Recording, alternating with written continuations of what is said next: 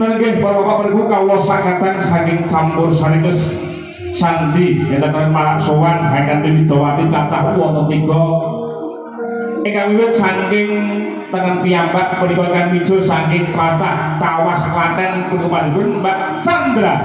Monggo Mbak Chandra maju niki.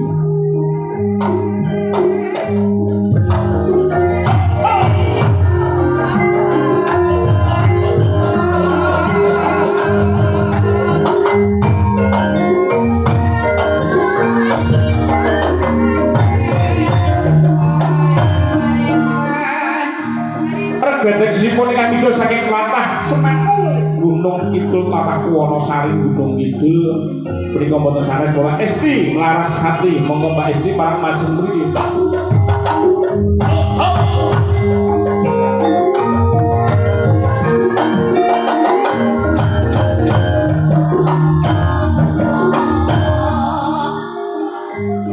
Kasundul ingkang mijo saking Tlatah Mbayat Klaten punika boten sanes Mbak Esti.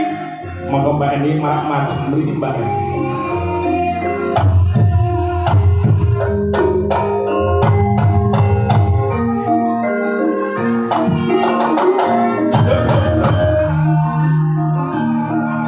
Lah semoga Bapak Ibu semoga sampeyan laras atur sami kados pundi godaing campur sarikes sandi entertainment nuwun matur nuwun.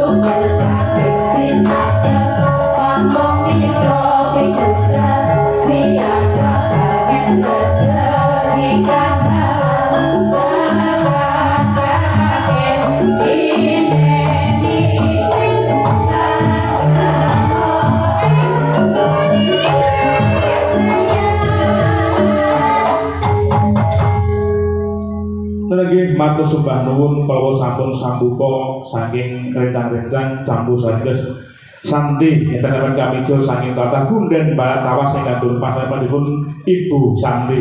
Nggih para Bapak Ibu kawula sakadang saking campur sarikes marak sowan wonten gedung SKB Barat Cawas nuwunipun panjenengan Bapak Joko Haryanto lan Ibu ing sang punika panjenengan Bapak Haryanto Haryajat kita netepi dharma sepuh menika miwaha putrinipun ingkang kasesilih Rayu Lucy Ega Kristiani SPD ingkang kawa dhawuh kalian Bagus Lukas Heru Widarto sarjana pendidikan putra paduan Bapak Albertus Susriyono Salibu Kristiana. Dan nggih kangge piyak swasana monggo Mbak Eni Rumiyin kami jur saking tlatah Mbayang Klaten. Yo kok.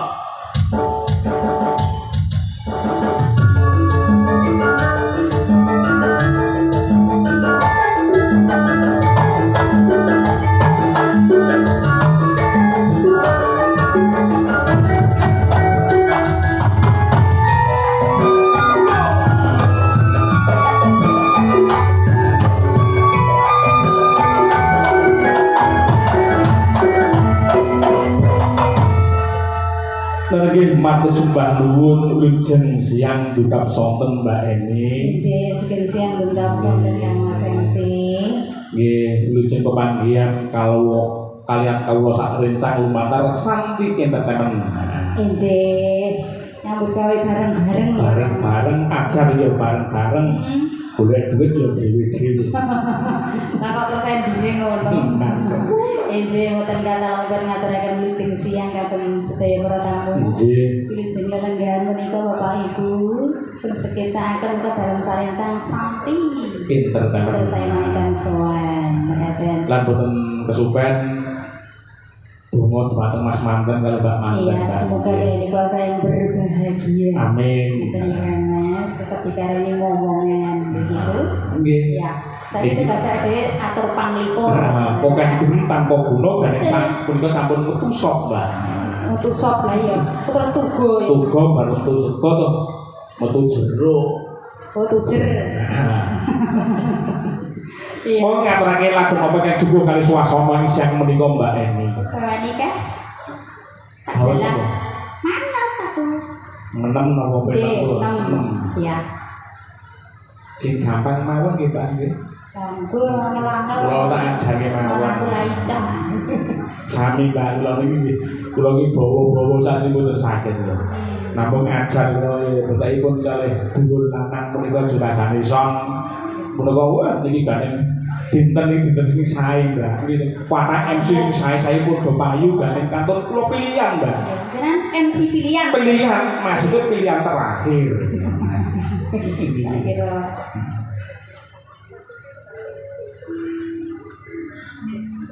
pamintaku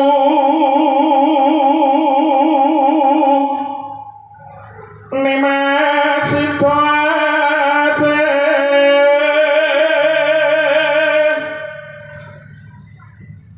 atur runtut tansah reruntuhnya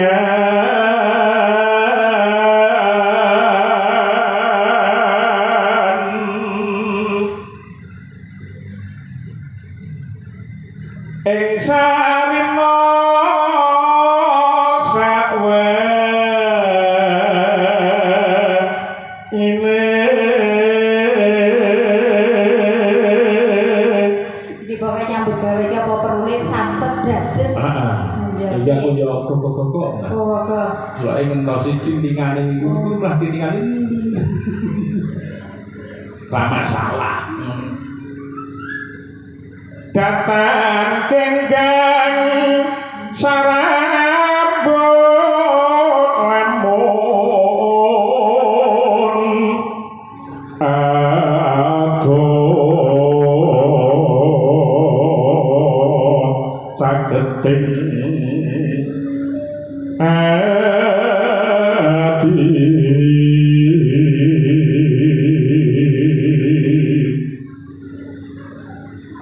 yen cedhak tansah mulat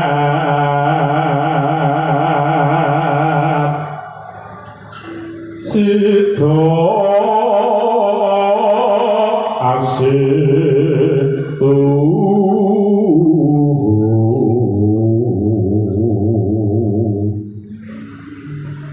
pindho mimi lan mintuna ayo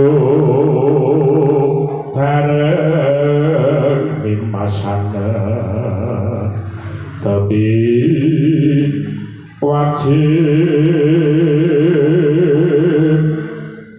sido hasib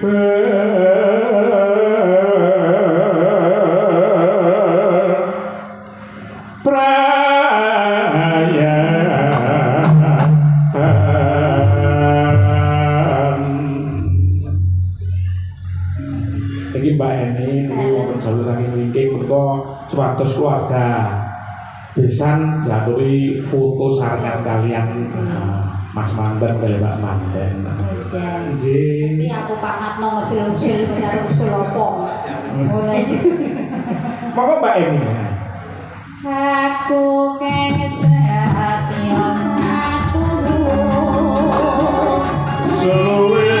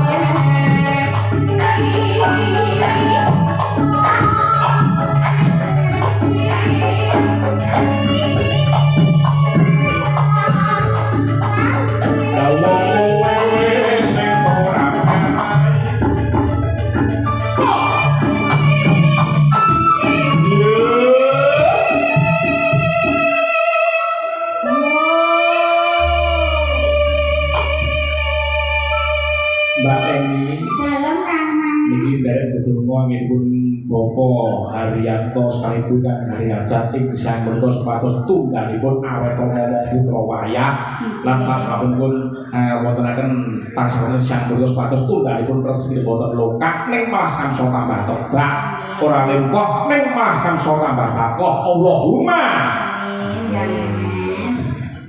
Tak terus nih ya. iki mau Mas tak ngono Lanjut. mulai selalu bapak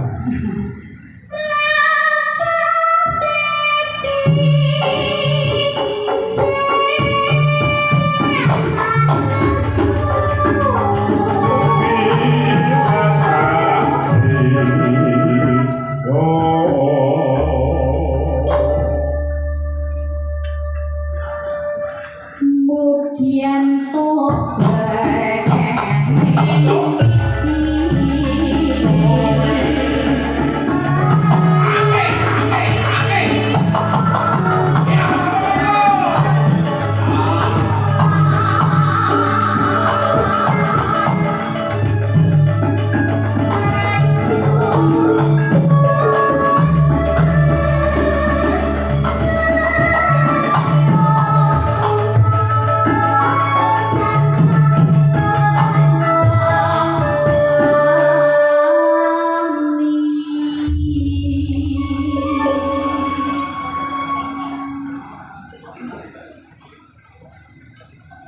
Saking sekolah kaya satu Minur Patan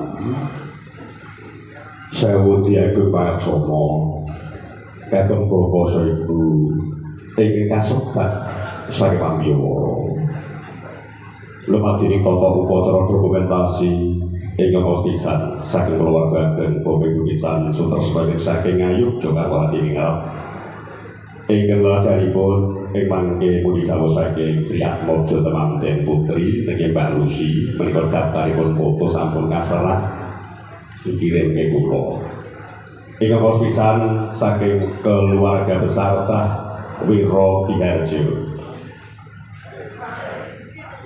Ingkang kalih keluarga besar Gogogan Dinoan Kabupaten Sleman. Ingkang ketiga keluarga besar Lukas dari Semarang. Ingkang kawan keluarga besar SDN Blimbing Kecamatan Kandangan Temanggung. Ingkang gangsal keluarga besar saking Korwil Dipora Kecamatan Kandangan Temanggung. Ingkang lajengipun keluarga Sinoman 11-12 dari pinggir Sleman. Ingkang lajengipun saking teman-teman SPPI dari mempelai laki-laki atau Lukas di Sleman. Para dene samangke saking teman-teman mempelai perempuan saking Mbak Lucy dari Universitas Sanata Dharma. Para dene kepukasan saking teman-teman mempelai laki-laki atau Lukas dari Universitas Sanata Dharma juga.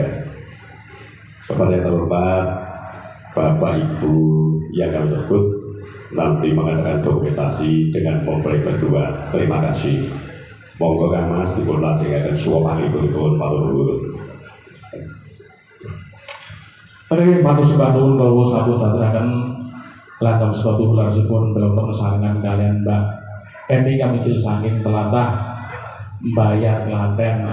Niki kangge miya swasana malih menika lanjut mawon peken bentang poguna menika wonten sawanipun Mbak Esti Larasati kami jil saking telatah Wonosari Gunung Kidul. Yo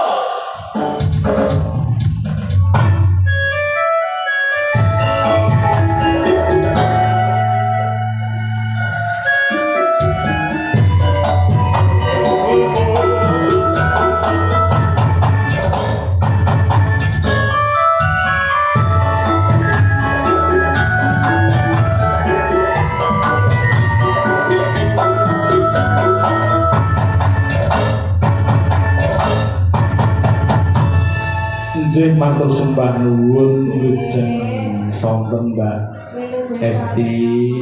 Kula nderek tempat iki Mbak nggih nderek ajar. Kula nggih. Kalian Mas sinten mriku? Kalian Mas sinten? Oleh Mas sinten Mas? Lho. Kok lali? Kula lali ya Mbak jeneng kula. Ya, kok iso lali? Kula ki didentek ngoten pun jeneng nipun. Oh, kan tunggale nek ngono iki kok ya.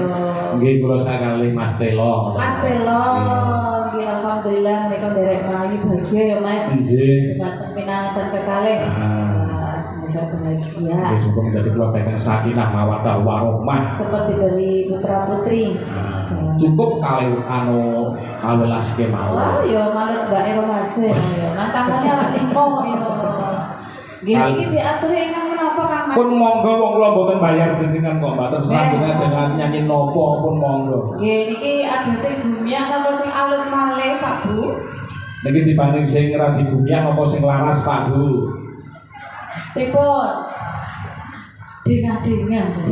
Pripun sakit Pripun alus sing- napa ingkang gayeng? Bukan sing gayeng atau sing alus separuh mawon. Sing alus ana sing gayeng. Jan pokoke komplit ya Mas Komplit. ya. Nggih. Niki diaturi serat dinar kuning ya Mas. Monggo, oke. Kodang kuning mawon. Podang kuning. Ya langsung mawon Mbak nggih. Podang Langsung kuning. mawon. Nggih, wah ini berarti kamar 1, kamar 2. Masih bingung Mbak ajeng madhep ten pundi ngono bingung. Rumah kowe Mas. Pakai beda rumah ten mriki. Ya rumah kowe sing ora bingung. Ya podang kuning sarengan kalian Sandi entertainment campur sari. Arikes. Ya.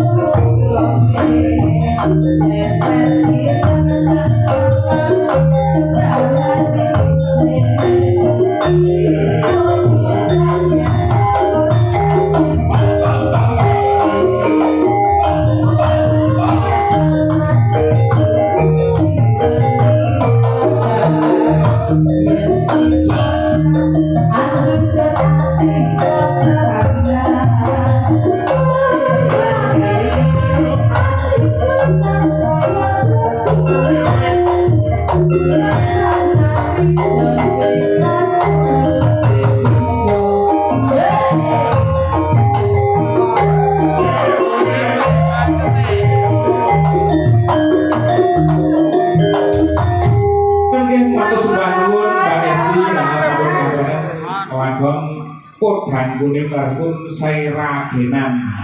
Mbok menawi mengke wonten saking pihak bapak-bapak ibu nyambar lagu monggo beramah jenengan sarengan kalian Santi Entertainment kangge biasa ngomong malih monggo mriki Mbak Chandra yang mijil saking Tlatah Jogja. Waduh dhewe kok. Yuk.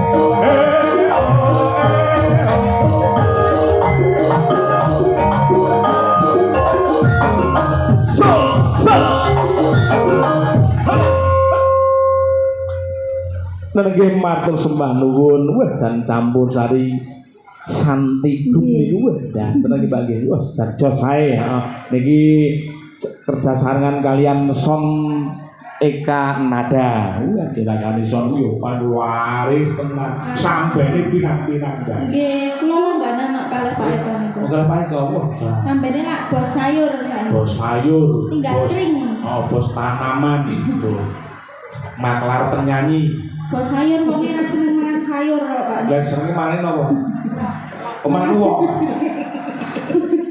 Oh, tak yen Mas Eko iki sak tertib-tertiping tiyang nggih Mas Eko. Jenengan kok ngerti? Oh, ngertos ngono kuwi kanca dolan kok. Nah, monggo Mbak Chandra berenang apa pengen jumbo kali swasana ing sonten niku. Manis nggih Mas. Bagi sira-siragenan wonten manis sarengan kalian Santi Entertainment campurannya Indonesia. Yuk.